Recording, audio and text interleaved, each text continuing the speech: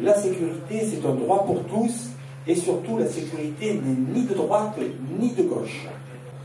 Donc quand je dis ça, c'est que effectivement, la sécurité n'est ni de droite ni de gauche, parce qu'à un moment donné, c'est vrai, la gauche a pu être taxée de laxiste, parce qu'on avait l'impression que la gauche, effectivement, mettait plus en avant le côté prévention. Et quand je dis la gauche, je parle au sens large, et je parle sur des années en arrière, bien évidemment. Où on était peut-être dans un monde plus de bisounours, parce que le monde il devient de plus en plus cruel, et que du coup on est obligé de s'adapter. Et qu'à une époque, effectivement, ça servait bien la droite de dire que la gauche, elle était laxiste, et ça servait bien la gauche de dire que la droite, elle était un peu, parfois, facho. Ça, c'était des schémas qui existaient.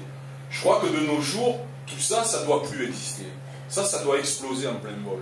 C'est-à-dire qu'on peut être de gauche et autoritaire, ou à vouloir effectivement que la sécurité, elle existe, et on peut être de droite et complètement laxiste, et le pire, c'est en faisant croire qu'on est autoritaire. Je ne vise personne.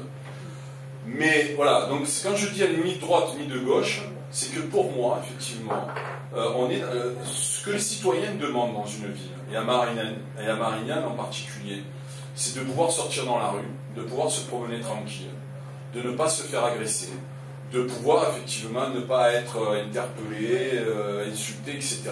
Mais ça, je crois que partout, tout le monde veut ça.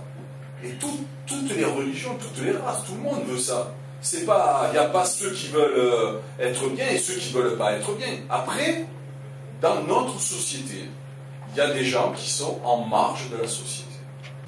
Mais la sécurité, au départ, quand pour avoir syndicalement été proche de policiers, des CRS, quand on dit les CRS, on voit effectivement des gens qui sont plutôt fachos, CRS, SS.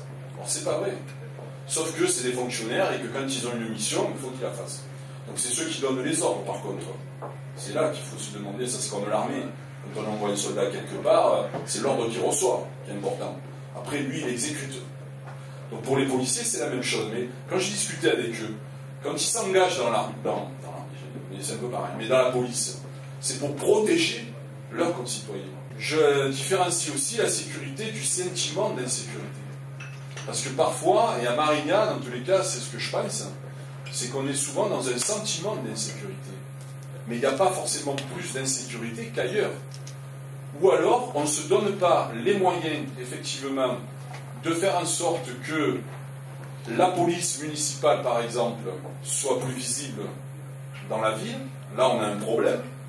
Et on a un problème qui n'est toujours pas réglé aujourd'hui. Et ce n'est pas le problème des policiers municipaux individuellement. Parce qu'eux, ils ont envie de bosser. Il y a peut-être 2, 3 qui n'ont pas envie, ou qui ont une vision de la police différente. Mais la majorité, c'est pas ça. Par contre, ce qu'ils veulent, c'est avoir des ordres clairs. C'est avoir des ordres de mission clairs. C'est savoir qu'est-ce qu'ils doivent faire.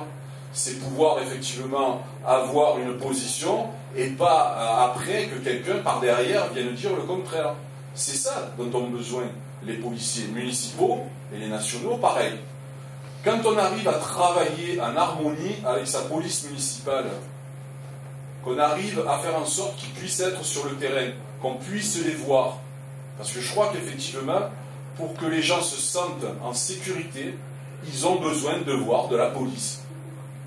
Et ça ne veut pas dire pour ça être dans un état policier. Mais voir de la police, se promener, pouvoir discuter, pouvoir effectivement rentrer dans un bar comme aujourd'hui et dire tout va bien, il n'y a pas de souci, vous n'avez pas de problème, etc. Et ressortir, pourquoi pas. Mais ce qui permettra que peut-être un jour, en disant oui, l'autre jour, là, il y a eu un souci, ils n'étaient pas au courant. Au moins, ils sont informés. C'est pas forcément de la délation. Le but, c'est pas de balancer tout Marignane, c'est pas ça. Mais c'est que, et quand on se promène à un moment donné dans la rue, s'il y a une agression, etc., essayez plusieurs fois, moi j'ai fait le test, de discuter avec quelqu'un, et se dire, et si maintenant il y avait un problème qui se passe? Ça fait une demi-heure, 3/4 d'heure, voire 1 heure qu'on est là, et on n'a pas vu un policier passer. C'est pas normal non plus. Parce que du coup, ceux qui sont de l'autre côté de la barrière, effectivement, ceux qui sont là à réfléchir toutes les conneries qu'ils peuvent faire, ils le voient ça aussi.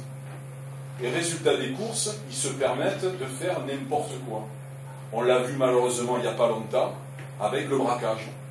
Je veux dire, avoir l'idée, le jour de ses 18 ans, de se dire je vais à Marignane, je vais braquer un bar tabac, tranquille, c'est mon cadeau, je veux dire, c'est que quelque part, ils se sont bien aperçus qu'entre les travaux, le manque de police, etc., c'était faisable. Donc je crois que travailler avec la police municipale, revoir leur mission, discuter, régler les problèmes, ce qui n'est pas à l'heure actuelle le cas. On est quand même une des seules villes, ou une des rares villes, où il a fallu qu'une organisation syndicale vienne avec tam-tam et gros tambour dans le hall de la mairie pour que le maire veuille bien écouter ses propres policiers municipaux. C'est pas normal. La police, en général, c'est pas celle qui est la première à faire grève. Hein. Elle va mettre un camping-car devant la mairie où des fonctionnaires ont dormi pendant 2-3 nuits dedans. Bon, donc tout ça, ça veut dire la méthode. Pas de concertation, pas de discussion, pas de proximité avec ces hommes. Voilà. Et pour tout ça, il y a un outil aussi, qui s'appelle le contrat local de sécurité de prévention de la délinquance. Mais c'est un outil où autour d'une table, effectivement, se réunissent tous ceux qui, à un moment donné, sont confrontés à ça. Lors de cette réunion, il y a eu beaucoup de problèmes de soulever par rapport à la sécurité aux abords des écoles. Ben là aussi, il y a des choses à faire. Alors le maire, la seule solution, la seule réponse qu'il a eue, c'est de dire on ne peut pas mettre un policier municipal derrière chaque voiture, derrière chaque individu. Oui, bien sûr. Mais une fois qu'on a dit ça, on a réglé quoi? On n'a rien réglé. Par contre, il y a des solutions. Et les solutions, il y en a, c'est que par exemple, au lieu de mettre des policiers municipaux pour faire traverser les enfants au niveau des passages cloutés, on peut mettre d'autres types de personnes. Des jeunes ou des moins jeunes, ça s'est fait. Des retraités.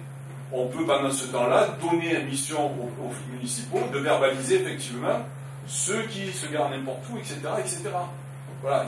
Mais tout ça, ça se discute, ça se concerne, ça se réfléchit. La vidéoprotection, oui, mais ça ne doit pas remplacer l'humain.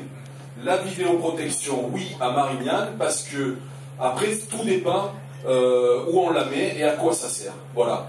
Il y a peut-être aussi des lieux plus dangereux, entre guillemets, ou plus esselés, plus sensibles, voilà, que d'autres, style un parking, etc., où peut-être là, c'est judicieux de pouvoir mettre. Mais derrière la caméra, encore faut-il qu'il y ait effectivement la réalité de fonctionnaires qui puissent visualiser, parce que si c'est simplement pour verbaliser ceux qui se garent mal, je pense que oui, ça peut aussi aider. Mais il ne faut pas qu'on se dise, je supprime la police municipale, on se met 2-3 derrière la vidéo et ça va régler. Non, c'est pas vrai. Je disais juste pour faire court, tout à l'heure je disais les gens, c'est le sentiment d'insécurité. Pour qu'il n'y ait plus le sentiment d'insécurité, il faut qu'ils voient des policiers dans la rue. Après, la vidéoprotection, elle peut permettre simplement, après coup, parce que souvent malheureusement c'est ça, dans les bus, etc., à pouvoir choper, appréhender les responsables. Et à ce moment-là, là, il faut les sanctionner. Mais penser que la vidéoprotection va empêcher les délinquants ou qui que ce soit de faire une mauvaise action, ça pour moi, c'est pas vrai. C'est pas ça qui empêche. C'est pas ça. La preuve, c'est que ça n'a pas empêché le petit jeune et ce qui s'est passé derrière. Voilà.